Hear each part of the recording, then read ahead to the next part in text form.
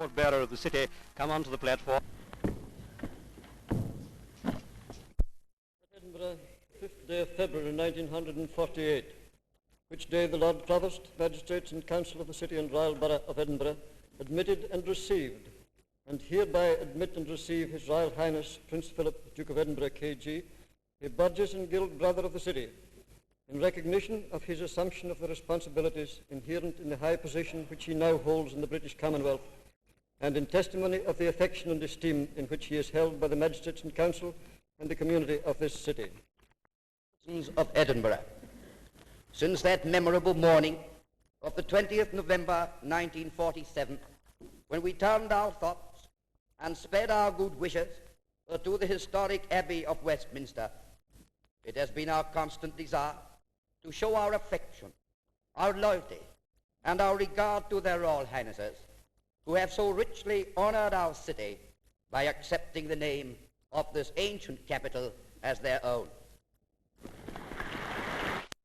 who bear our own name.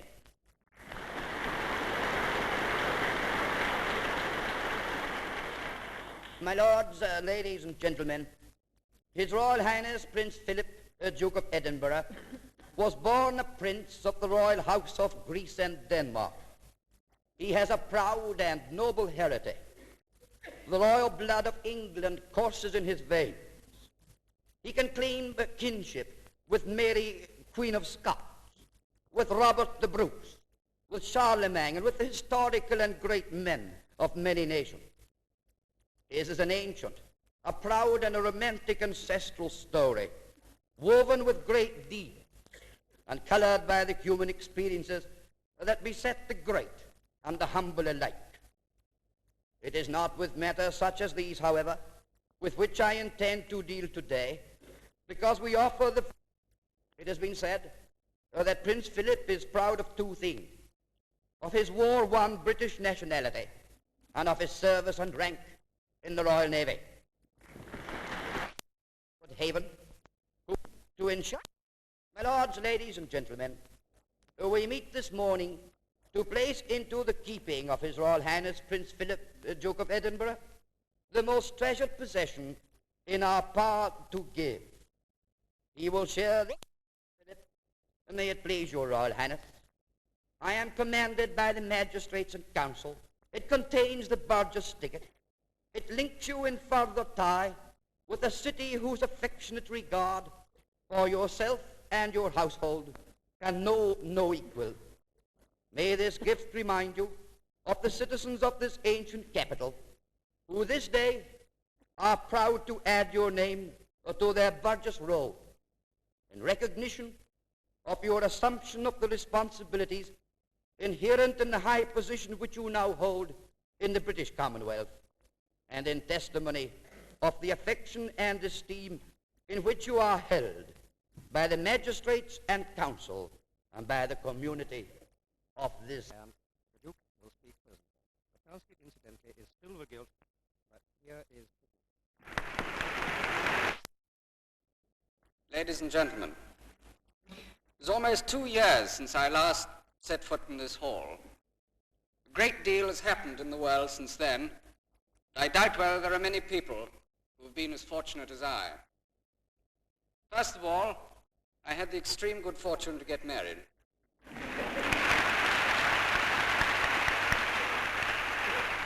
And I would like to take this opportunity, on behalf of my wife and myself, to thank you, my Lord Provost, and the citizens of Edinburgh for the magnificent wedding present of the service of glass which you so kindly gave us.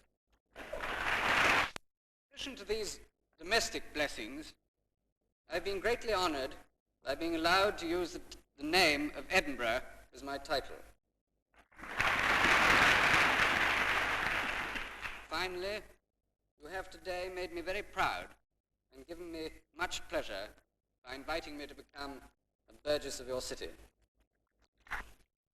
More recently, I've had the opportunity of wandering over the hills and also of doing some fishing. These pursuits, with the moments of solitude and reflection which they give, are invaluable to any man who is trying to keep a balanced outlook in the midst of the furious activity of modern life. continue the list of benefits indefinitely. I think this is an appropriate moment to be a bit more topical.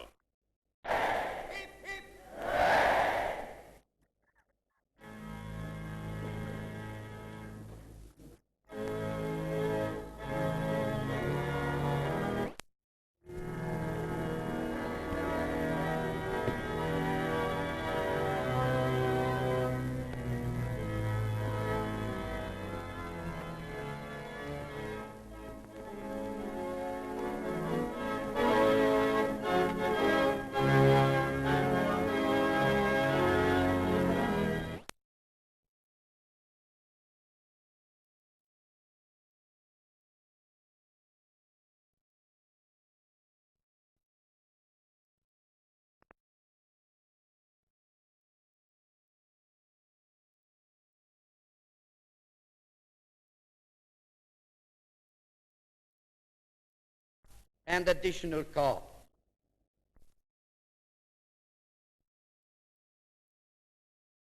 Was for so long the first Sea Lord, and who did so much. In